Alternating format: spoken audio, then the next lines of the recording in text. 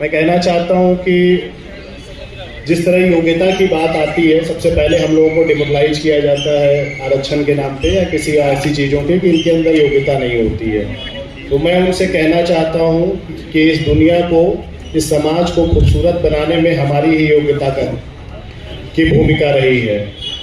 आज जो भी आप खा रहे हो वो खेतों से आपके मुंह तक पहुंच रहा है, तो वो हमारे ही समाज की भूमिका रही है। जिस सड़क पर आप चलते हो उसको भी हमारा ही समाज बनाया है, जिस महलों में आप रहते हो उसको भी हमारा ही समाज बनाया हुआ है।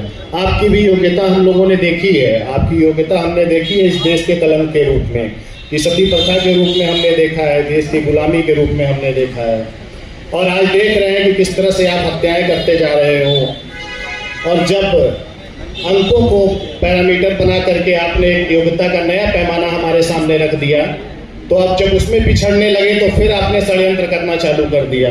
आपने EWS ला करके हमारे हकों को लूटने का काम करने लगे और अपने लोगों को संस्थानों में कब्जा करके, हमारे साथ जातिगत उत्पीड़न करके, हमारे OBC पदों को कभी NFS करके और कभी छात्रवृत्ति रोक करके, कभी हमारा एडमिशन रोक करके किस तरह से हमारे साथ उत्पीड़न का कार्य कर रहे हो, हम ये सब देख रहे हैं।